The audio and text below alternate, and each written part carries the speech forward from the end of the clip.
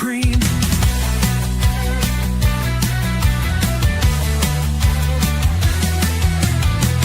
'70s brought the Jaws bite. Sharks gave us all a fright. Close encounters every night. Horror feels so sharp and bright. Time tripping through the movie show.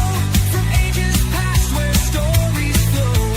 Fantasy realms where dragons grow. Laughing loud where heroes glow. '80s came with comedy flair. Ghosts up in the rarefied air. Blade Runner made me stop and stare.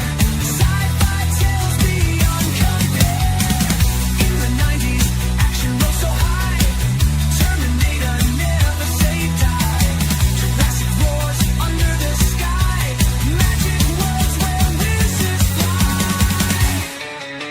Time tripping through the movie show. From ages past where stories flow. Fantasy realms where dragons grow. Laughing loud where heroes glow.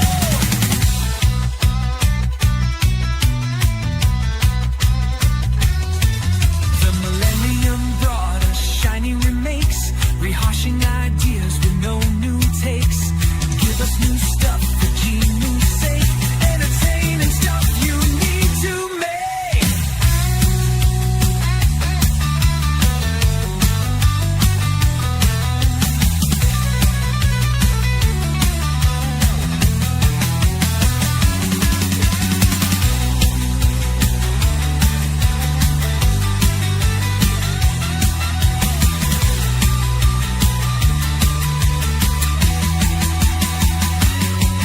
The millennium brought us shiny remakes, rehashing ideas with no new takes. Give us new stuff for genu's sake, entertaining stuff you need to make.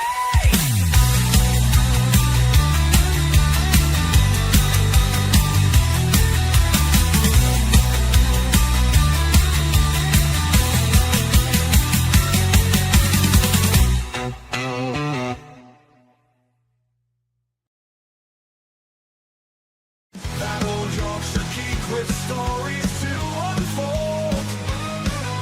Keep your eyes wide open and your soul won't grow cold. In the realm of the strange and the fantastical, lost in the dark, but it's light so magical. Hey up, it's Steve from the Old Yorkshire Geek, and welcome to the latest episode of my series, my top 5 favourite films from each year since I was born, or whatever. So we started in 1967, which was the year I was born. I am very, very old. And we're up to 2002, as you can tell from that number there. So that's what we're up to. So we're going to do my top 5 films, my personal top 5 films of that year. And then lots of honourable mentions, but we will get to that. At the moment, this is live at the moment, but I'm live on YouTube for members only. So if you're a member of my YouTube channel, you can join in the chat and all that stuff. If you're a member, afterwards, when it's after the live stream, then I'll make it public and all that. But for the moment, it's members only, just as a test, I suppose. But anywho, so we'll do the. Don't forget to like and subscribe, share the videos, drop a comment, all that stuff, and explore the description for links for stuff like merch, such as that, and my books. There they are, Amazon Kindle and paperback. Give them a whirl, and other stuff, and all that palaver. Right, so got that out of the way for the people watching afterwards. Right, so we'll get on with it, shall we? We'll get on with it. My top 5 favourite films of 2002. Not necessarily the best films of 2002, not necessarily your favourite films of 2002. This is my personal list. They're not in any order. It's not a top 5 as in countdown. It's just a top 5, my top 5 favourite films. So they're not in any particular order. So we will get on with it, shall we? So here they are. Just let me full screen this. To try, attempt to be professional. But here we go. So the first one is The Lord of the Rings, The Two Towers, the second in Peter Jackson's magnificent trilogy, the best trilogy ever made, to be completely honest, in it, The Lord of the Rings. The Two Towers, continuing Frodo and Sam's journey into Mordor with the Ring of Power and their mates getting up to stuff elsewhere. Amazing film, as I said, directed by Peter Jackson, starring the usual gang. The great musical score from Howard Shore. You know it. A lot of people think this is the best one of the three. I don't know. I think they're all equally good. I think when this came out originally, it's before the special editions and all that.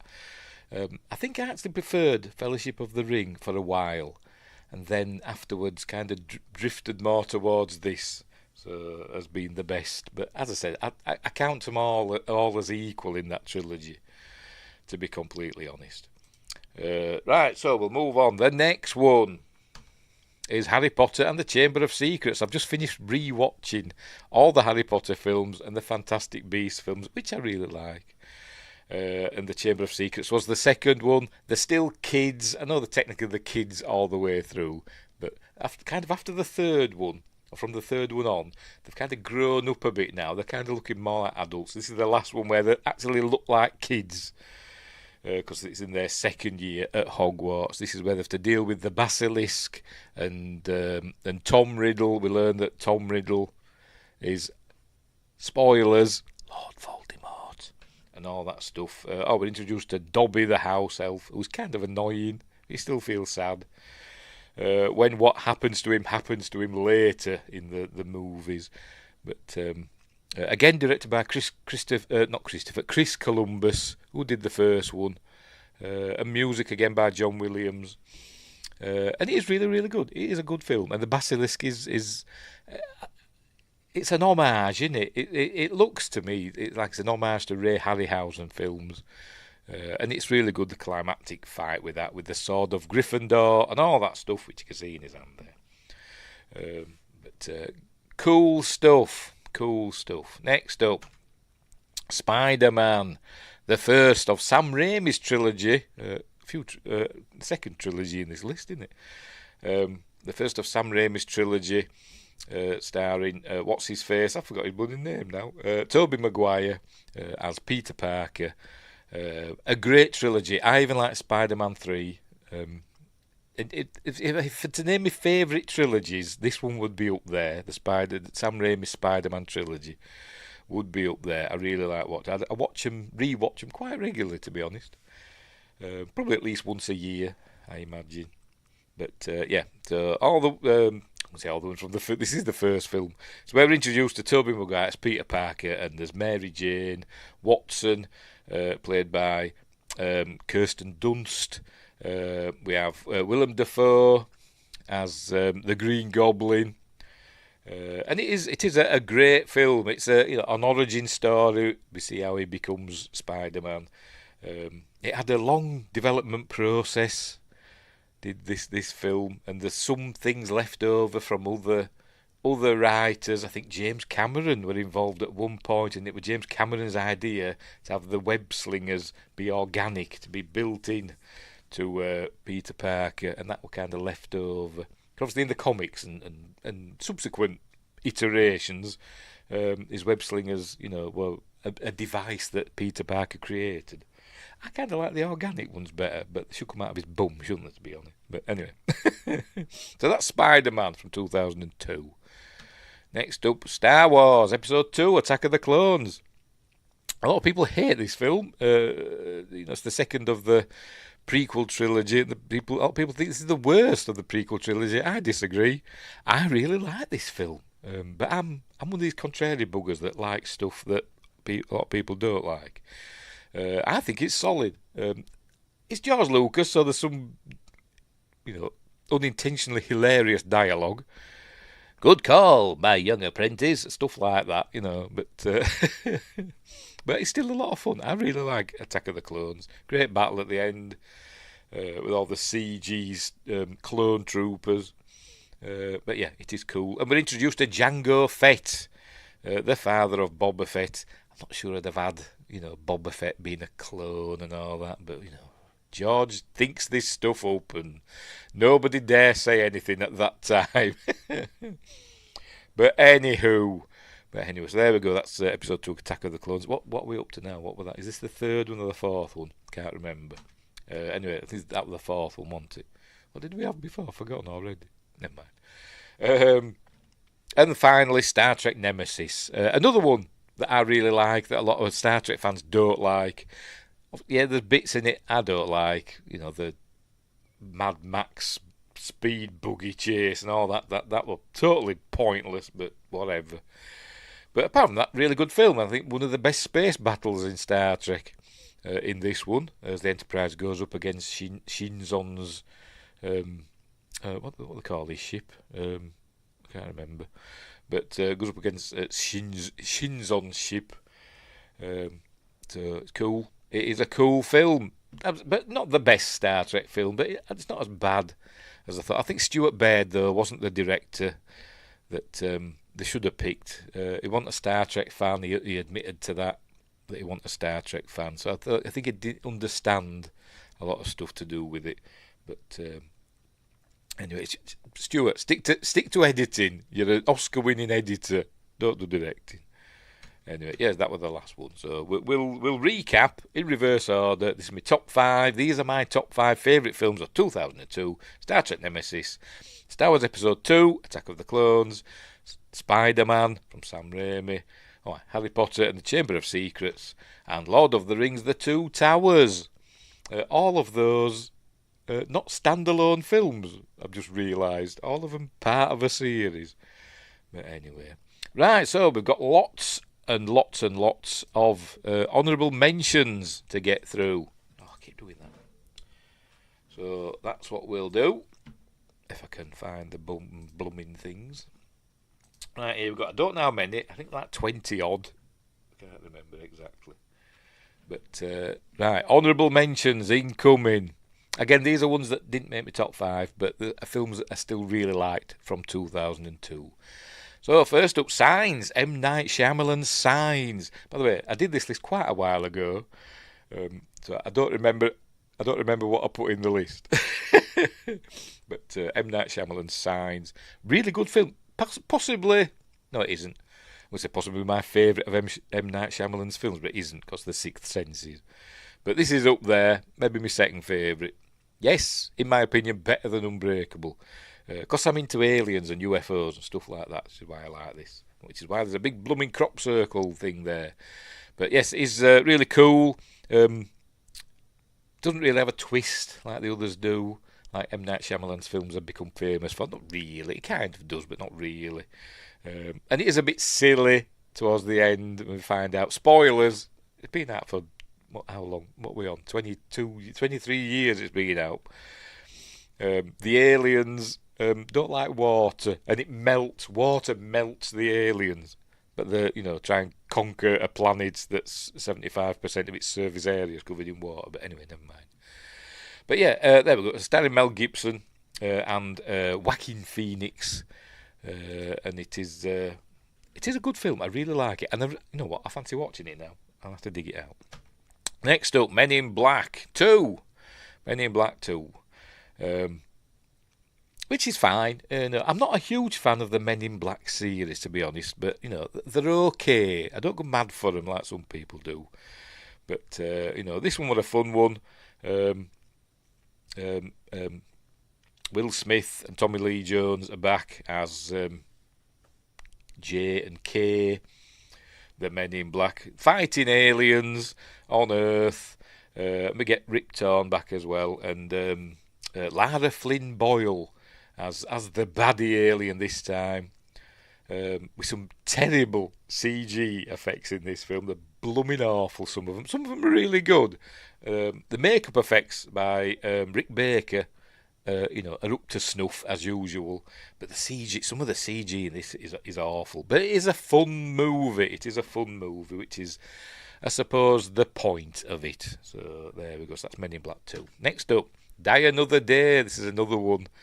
Another Bond film that people laugh at. Even Pierce Brosnan laughs at this film because it does get a bit ridiculous in places. This is the one where he has an invisible car and he surfs a tsunami and all that stuff. But again, it is a fun film, and we're introduced to Jinx, played by Halle Berry, who was supposed to get her own film, but that never happened. But this was Pierce Brosnan's last Bond movie before Daniel Craig took over. But it is still a fun film, directed by Lee Tamahori, who passed away quite recently in the last week or so, as I record this. But yeah, it is fun. Toby Stephens plays the baddie in this, and he's like Rick Mayall. You know, when Rick Mayall played Lord Flashheart in Blackadder, that's Toby Stephens in this. It is. Madonna's in it as well. She's in it a little bit. They could have got anybody, but give Madonna a role. But she also did the title song, which is not great. It's not one of the best Bond songs, but never mind. Who else we got in it? Rosamund Pike, she's in it, playing another baddie. Spoilers. And John Cleese. Yeah, this is the first one, I think. Yeah, this is the first one where John Cleese has fully taken over as Q, although they don't call him that. Because Desmond Llewellyn passed away between The World Is Not Enough and this, and so that's... what happened then? What have we done? Oh, there we go. So we got John Cleese in. So John Cleese is responsible for giving him his invisible car, which is not as crazy as it thinks. They do explain how it works, but it is still a bit goofy. But anyway, there we go. So that's Die Another Day. I give that a lot of time, didn't I?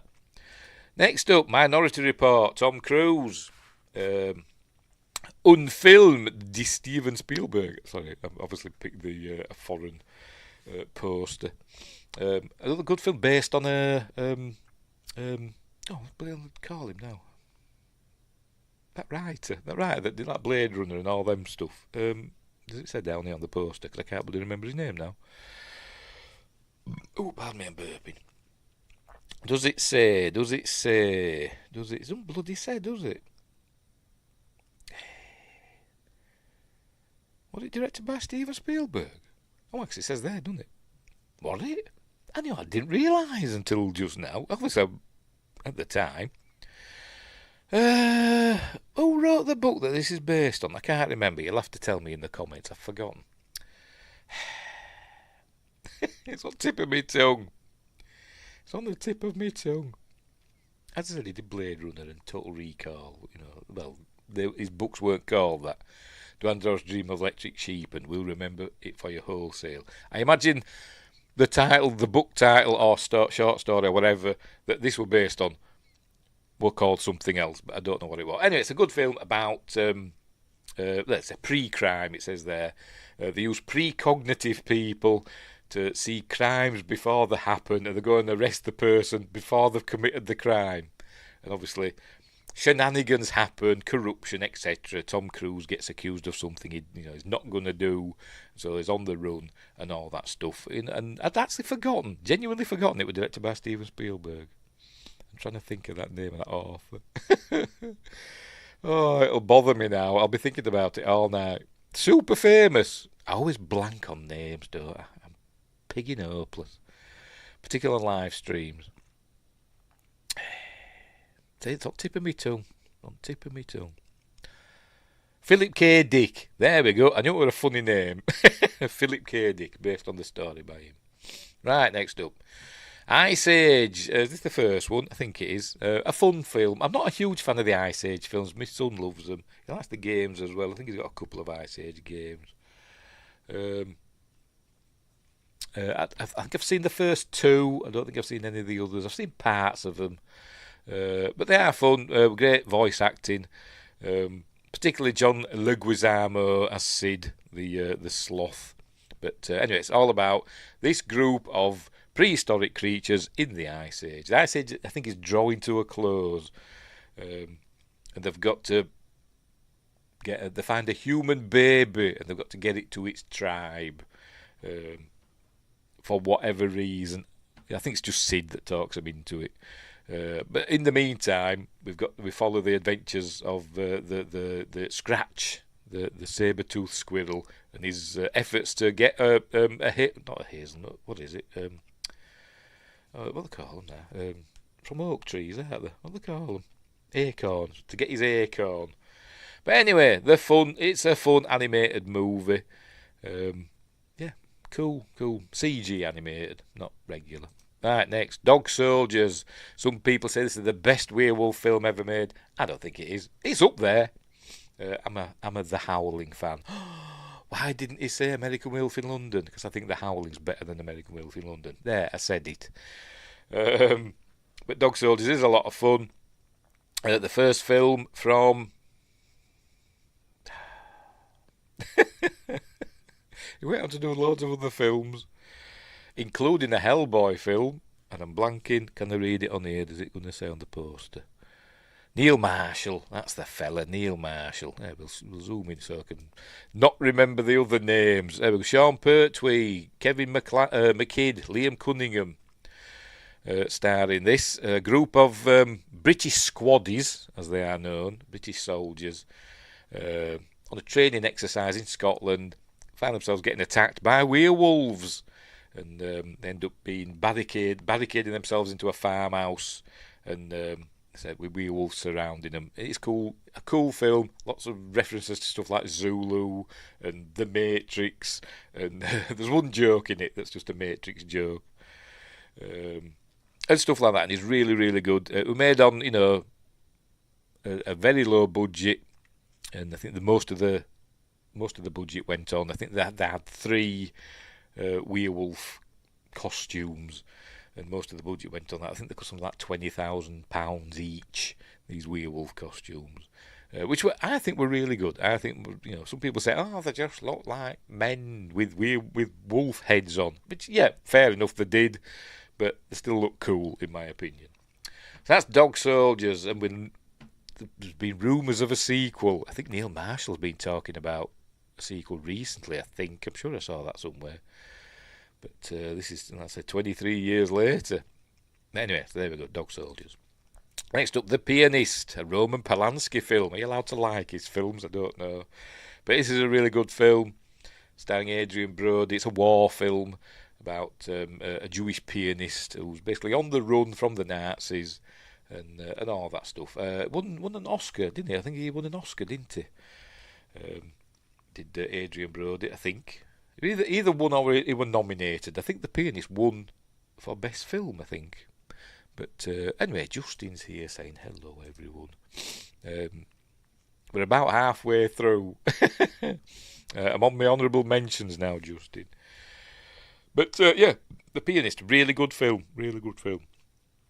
It was one of those films where I thought, I'm not going to like this, and started watching it, and it turns out really, really good.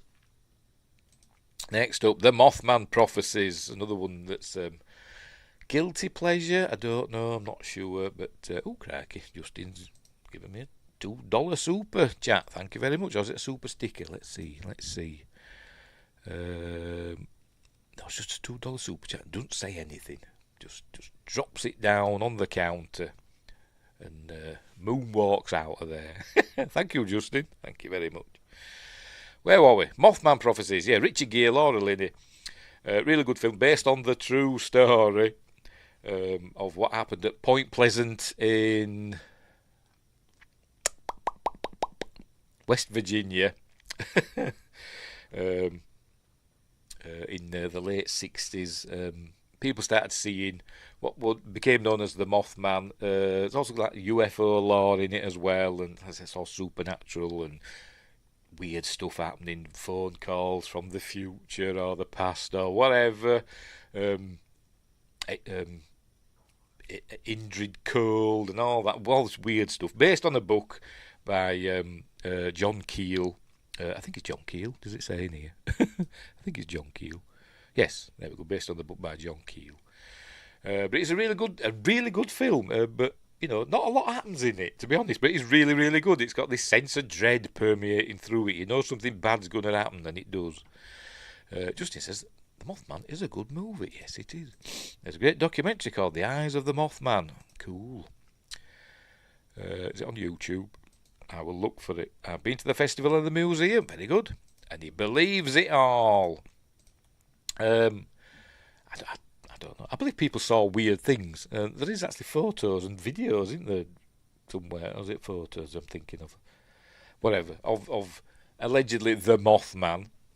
But, yeah, it is an interesting story. It is an interesting story.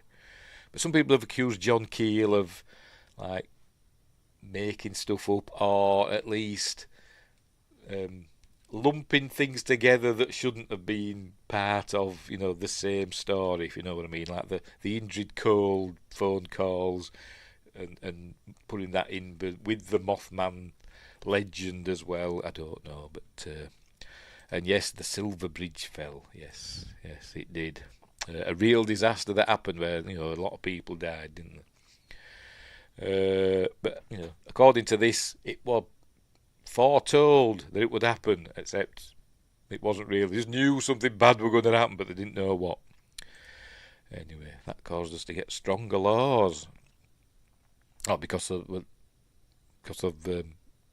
way the bridge were built, I imagine. Anywho, so there we go. So that's Mothman Prophecy. Next up, Hearts War, Bruce Willis.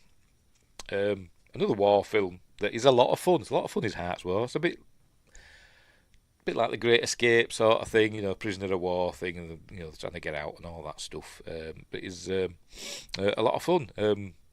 I think Colin, what's his face is in it as well, isn't it? Colin Farrell, is he? Let's have a look. Yes, Colin Farrell, Bruce Willis, Colin Farrell, Terence Howard, Cole Hauser, Linus Roach, who would go on to be in. Actually, not go on. I think that was before this. I forgot what they call it now. Riddick, Chronicles of Riddick. You were in that one too. Anyway, Hearts War, good film. Let's say set during World War II in a prisoner of war camp. They've got to escape or whatever. I can't remember the basic gist of it. But anyway, Justice says Hearts War is underrated. Good movie. Yes, it is. It is really, really good. I've got it on DVD somewhere with all my other DVD. Actually, no, it might be up. My war films are on the shelf down there, so it'll be down there somewhere. I shall have to dig it out and watch it with all the other films that I say I'm going to rewatch and never get round to it. Surprise ending. I can't remember how it ends. Can't remember. Next up, speaking of war films, blimey, doing a lot of war films today, aren't we? We Were Soldiers, Mel Gibson this time. Again, I can't really remember the gist of this. I just remember that I liked it. Randall Wallace directed this. Did he do Last Samurai? Was that Randall Wallace? Or was that Edward Zwick? I get them mixed up. But this is a good one. Anyway, I think it's like saving a mission or something, isn't it? When I say mission, I mean like a religious... like a school or something like that. It's to go in and save that from the bad guys. I can't even remember when it's set. Is it during Korea or Vietnam or World War II? Honestly, can't remember. But I do remember it's a really good film. It is a really good film. Anyway, so there we go. Moving on. Resident Evil, the first one, starring Mia Jovovich or Jovovich, Michelle Rodriguez, and a few other people. James Purefoy, he's in it as well. From Paul W.S. Anderson. And had he married her by this point, or did he marry her after this? I can't remember. But it's okay. I don't mind his Resident Evil films. I don't think I saw the last one though. But I liked the first three, and then I think they went a bit off after that. But yeah, a lot of fun. You get Resident Evil monsters in it. You get a licker and others and zombies, obviously. Some of the zombie effects are a bit, where they've got like half heads and stuff, look a bit weird. But it is a decent flick, and it leaves it open for the sequel. But anyway. About We Were Soldiers, one of my favourite movies. My great uncle was in that war, was in the battles after he drank Vietnam, and that movie is based on that first major battle. So it was set in Vietnam. I couldn't remember what war it was set in, but it is a really good film. And Resident Evil is okay. It's not on the same level as We Were Soldiers, but it is a lot of fun. It is a lot of fun.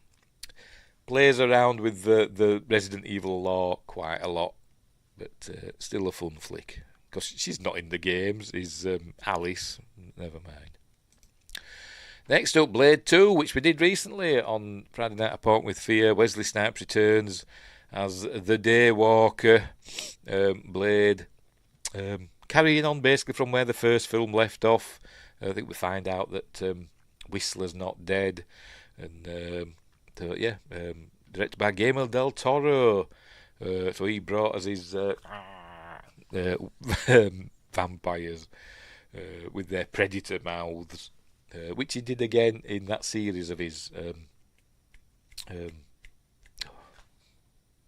He did a series, didn't he? But anyway.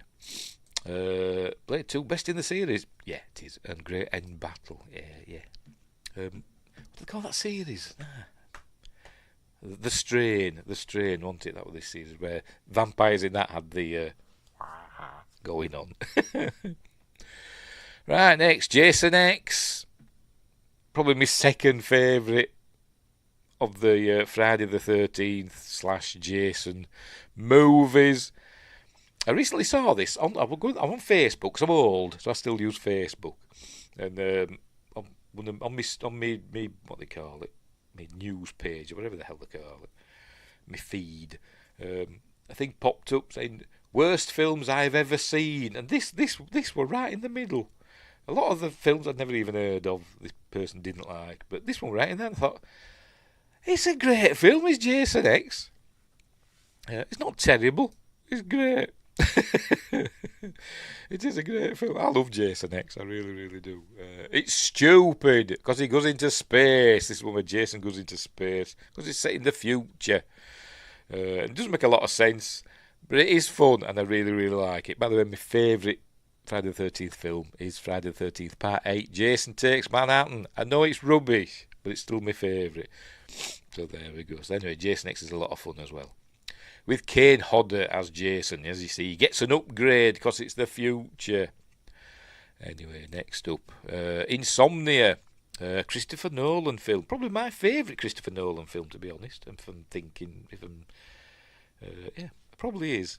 Robin Williams, the late Robin Williams, as the bad guy in this one, with Al Pacino and Hilary Swank as well, and it is really, really good. Somebody been murdered up in Alaska, and Al Pacino's the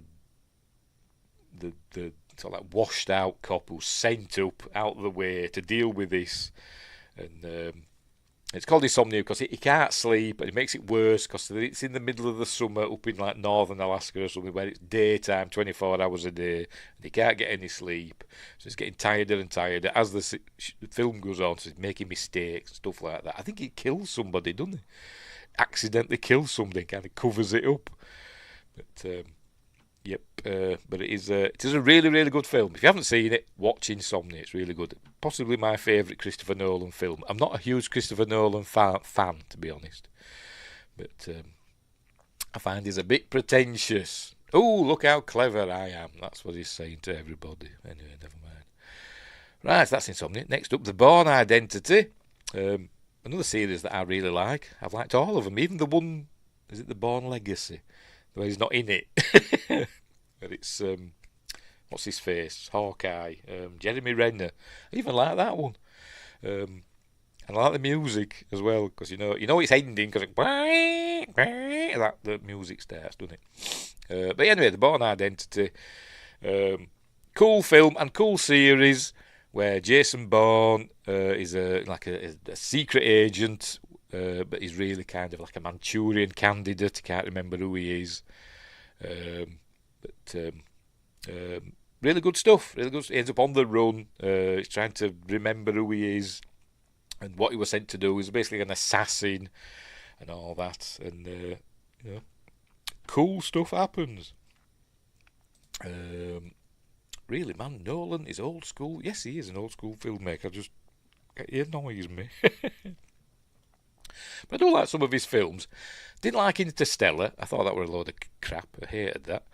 But I liked, Inception and Insomnia and The Prestige. They're all, really, really good films. But and this first one, Memento, that's a good film as well. So maybe it's just his recent lot that kind of annoyed me. Probably as his ego's grown. But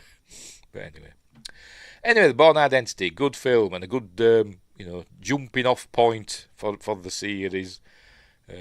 Kind of, I don't know, got a bit confusing as the series goes on, and we end up learning the more different of these agencies, or maybe not agencies, but different programs that they'd set up with all these different secret agents in Treadstone and all that, and it got a bit confusing as it went on. I think, but what were he in? I can't remember. But anyway, never mind. It still has a masterpiece and Dunkirk. I didn't like either of those. I didn't like Dunkirk. I'm not saying it were a bad film. I'm just saying I didn't like it. I thought it was too sterile. I didn't feel for any of the characters in Dunkirk, which is a shame though. But never mind. Didn't like Tenet. Do you mean Tenet? I haven't seen that one, so I don't know. Right, next up, Scooby-Doo, the first one, as in of the live action. I think this one written by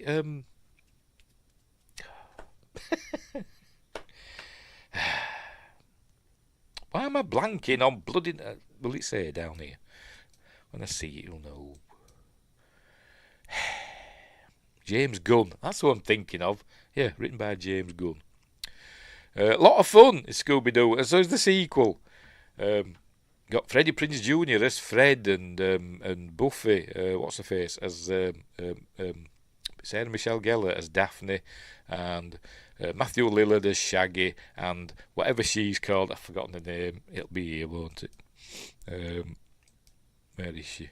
Linda Cardellini as Velma. A bit glamorous for Velma, but never mind. Dunkirk makes me cry. Home came for its soldiers.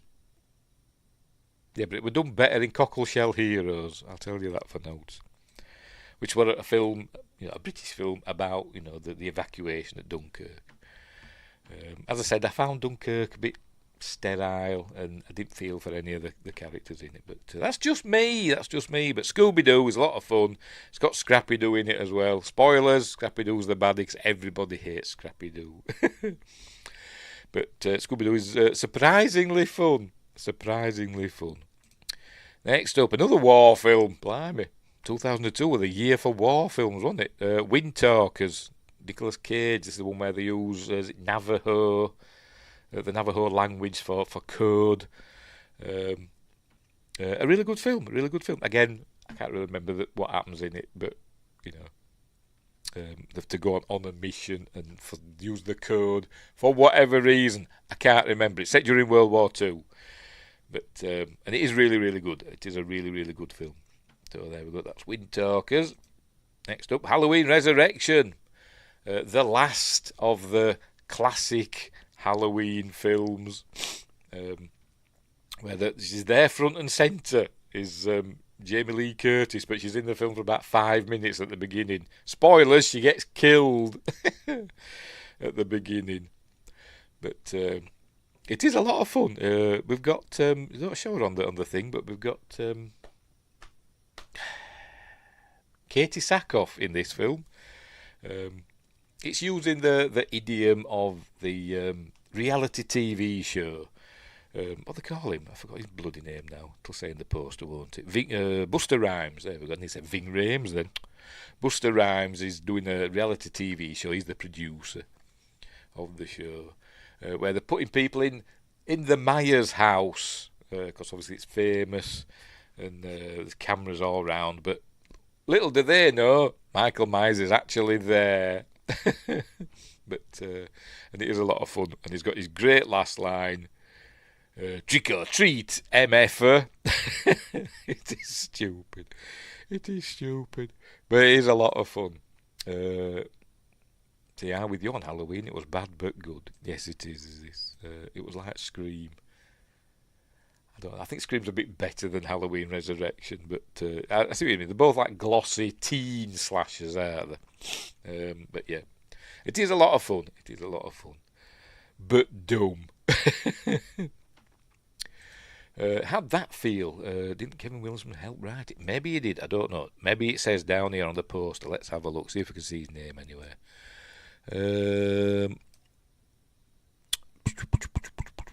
Maybe he did, I don't know. I can't see his name there.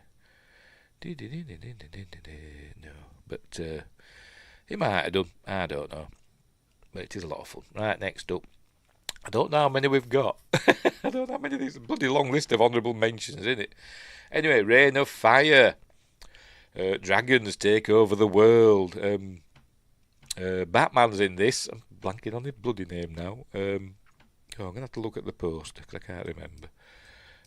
Matthew McConaughey, Christian Bale, that's what I'm thinking of.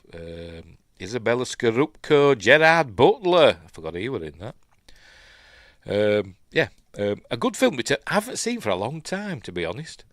I'll have to dig this one out again and watch this. But as I said, dragons have taken over the world, and they've got to find to stop it or to kill them. They've got to find like the mother dragon or something like that, and that'll make all the other dragons die or something. It's set in Britain, which is like covered in ash, but. Man, you're on fire. Great list, love Reign of Fire. Yeah, but I've seen it for ages.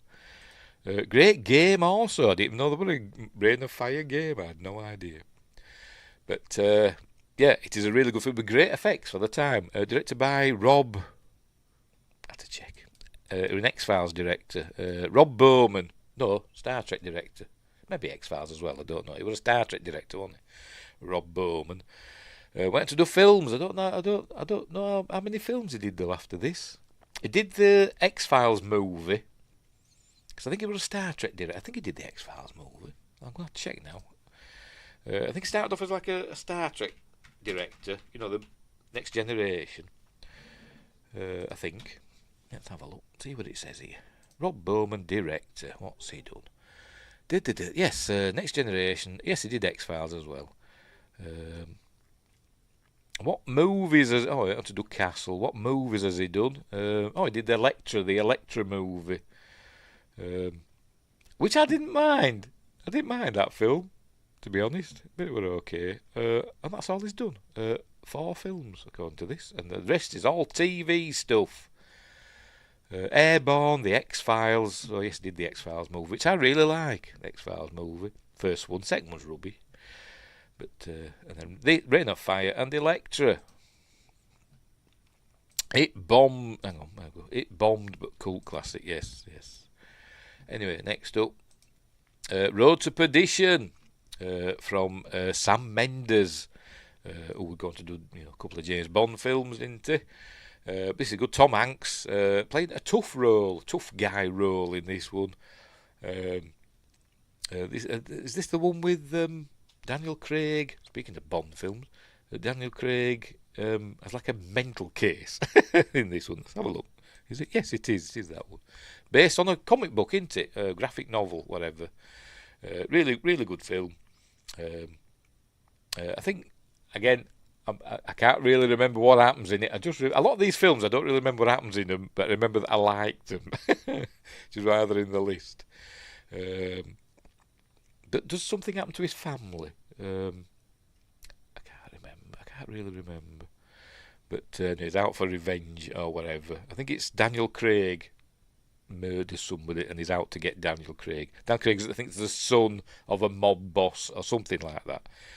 And he's out to get him. It's set during the 30s or something like that in America. It's really good film. Really good film. Next up, Austin Powers Gold member. Sorry, I'm laughing because I think this is a great film. A lot of people don't like Gold member. I think it's really funny. Whatever happened to Michael Myers? It says not Michael. It's Mike. Michael Myers is Halloween, isn't it? It bombed, which was surprising for Tom Hanks at that time. Road to Perdition. Did it? I didn't know. I thought it did okay, but I don't know because I haven't checked. Always, when it's Tom Hanks, I always think automatic hits. So that's surprising. That's surprising that it bombed.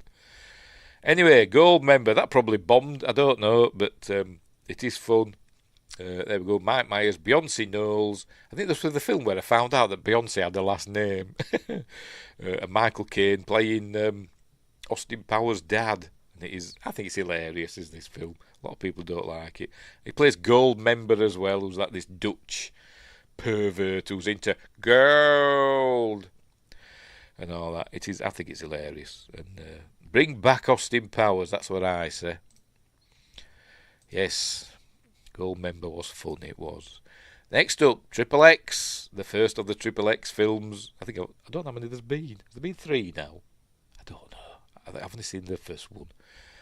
Vin Diesel as Triple X. Does he have a name? I can't remember. But essentially gets recruited or forced to become a secret agent by Samuel L. Jackson, of all people. I love gold. It's Goldmember again. But Triple X. I think this is Rob Cohen directed this one, I think. Yes, Rob Cohen directed this one. Mentioned him recently, didn't I? Oh, God. He got the rights to what film was it now? What day are we on? Wednesday? So on Monday. What film did they do on Monday? I can't blooming remember. For Magnificent Mondays, he was one of the producers on that film. I can't remember what bloody film it was. I've still got it here. I think I put it away now. What am I like? I don't know. But anyway, whatever. Rob Cohen. A good film. I really liked it. That was his name. Yes, Xander Cage. That was it. Yes. That's the one. Yes, Running Man. Yes, thank you, Justin. It was Running Man we did on Monday. Yes, he got the rights to the Running Man, didn't he? In 1987. Where were we? He's recruiter, forced to become. He's like what is he? He's like an extreme person. He drives cars faster and jumps off, bungee jumps and does all this stuff. An extreme sports person, isn't he? Super rich somehow. I can't remember exactly how, but gets forced to become a secret agent to get after this bad guy who's got something. Is it some sort of virus or something like that he's going to release? It's like basically a James Bond film, but for a modern audience, but for a modern audience of 2002, which means it was fun. It had lots of action in it, and a good flick. And I don't know what the others are like. I don't, because it wasn't in the others, was it? I was in the last one. Because somebody got somebody else in to be Triple X, a different character, I think. But anyway, the first one is really good. Next up, 1 hour. Robin Williams again, 1 hour photo. So in 2002, he played a baddie twice. First in Insomnia, and then again in 1 hour photo, which is terrifying in both films. Really. More so in this one, where he plays a fella that works at one of these 1 hour photo labs. Hang on, going back to Triple X. He was in the third. Oh, what did he come back in? I can't remember. I've not seen it. Ice Cube was in part 2. As I said, I've only seen the first one, so I don't know. But I liked the first one. And I liked 1 hour photo as well. He plays the fella that works in one of these 1 hour photo places. Where you take your film. In the old days, before digital cameras and phones, you used to take your roll of film down to the processing place, one of these places, and anyway, he basically targets this family. He gets obsessed with them for whatever reason, and I think he wants to kill them. Is he a serial killer in this? I can't remember. Has he killed before? Now he's going to kill this lot. I can't really remember. But anyway, it is a really good film. It is a really, really good film. And one of his best roles. Quite terrifying in like an understated way. Yes, Robin wasn't under it. Yes, he was. When he wasn't doing comedy, he was an amazing actor. Anywho, next up, The Ring. from Gore Verbinski, who would go on to bring us the Pirates of the Caribbean films. A good remake of the Japanese original, Ringu, bringing it over for an American audience. This is the story, obviously, of, is it Samara, where there's like a supernatural videotape, or if you watch this videotape, the phone will ring and a creepy voice says 7 days, and then you've got 7 days until she comes to get you. The Samara, it's like a ghost that comes out of a well that's on the TV screen, that's playing the tape or whatever. I don't know, it just appears on your screen after 7 days, this footage of this well, and she climbs out, comes out of the telly and gets you. And it is really, really cool. A bit long is this one. The original, the Japanese one kind of gets on with it.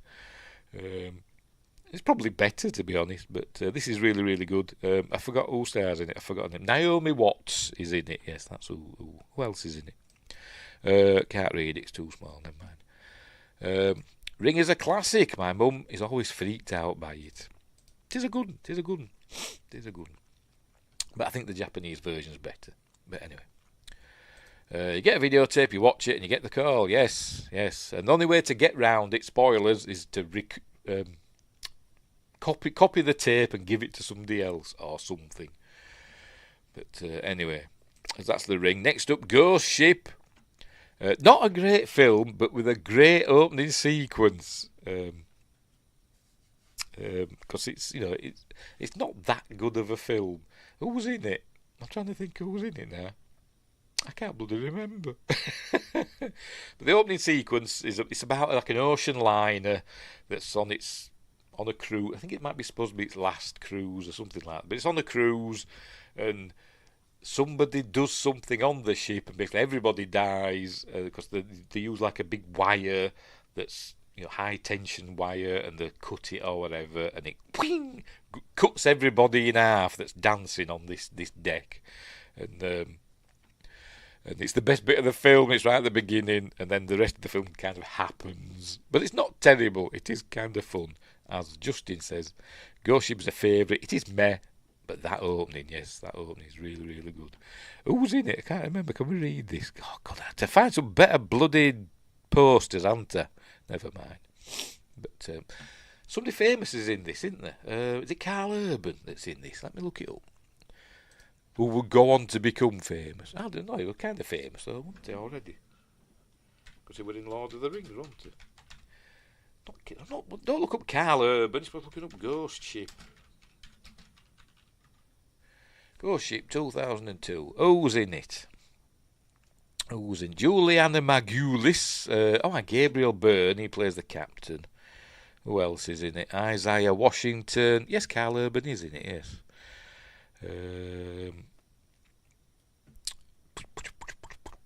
Francesca Rettandini, who's memorable as the singer, but it's not her that's singing apparently. But anyway, it turns out, spoilers, it's all to do with the devil or whatever, collecting souls or something like that. But some big names in it. Sophie, who the hell's Sophie Brown? Is Sophie Brown in it? I don't know. It don't mention her there. But I'm on Wikipedia. I'm not on what's its face? IMDb. Let's have a look on IMDb. Who's Sophie Brown? Let's have a look. It's not there. It's not going to have to look on all cast and crew. Oh, Emily Browning, is that who you mean? Emily Browning. Was she in Sucker Punch? I imagine she's been in loads of other stuff as well. She played the little girl, didn't she, in this? The one that survived but didn't, or whatever. What was she? Well, yeah, I know the name. Yeah, she was in Sucker Punch. And Pompeii. Yeah, loads of stuff. Yeah, Emily Browning, that's it. Anyway. Cursed Gold, she's the young girl. She did some big movies like that, Sucker Punch. Which I didn't mind. It's not great, Sucker Punch, but, whatever. Next up, are we getting near the end? I have no idea. How many have I done? Oh, this is the last one. Right, last one. Treasure Planet from Disney. One of, I don't know, remember the last one? I don't know. I would say among the last of Disney's traditionally animated movies, although it did have a lot of CG in it. What do I write? I don't know. I'll just put Disney. Animated features. List of theatrical animated features. Let's have a look. Treasure Planet. I think it were among the last. I've gone too far.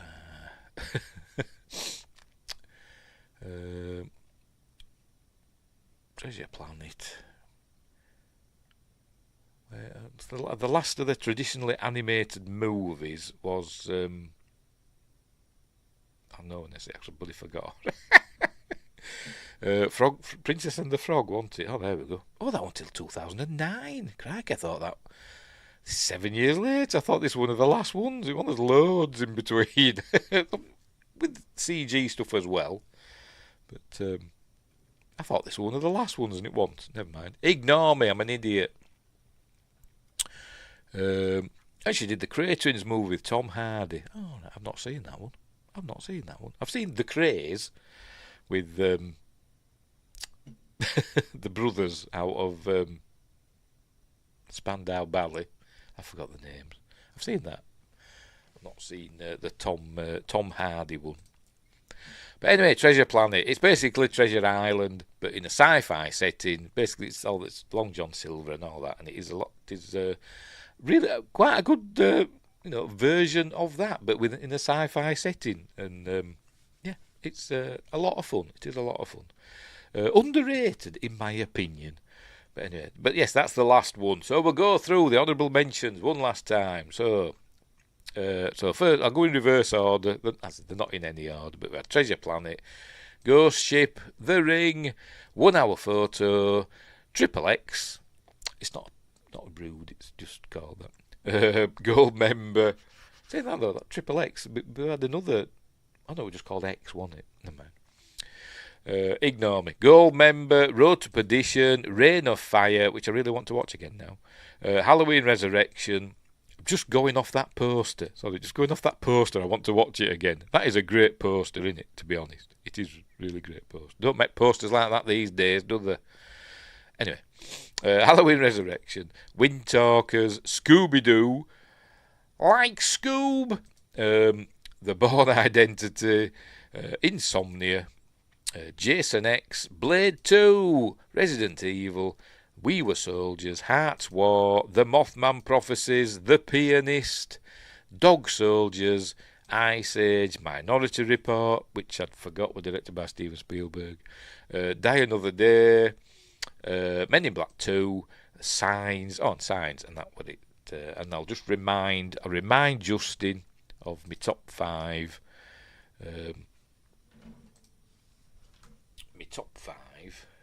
If he wasn't watching. Right, so here we go.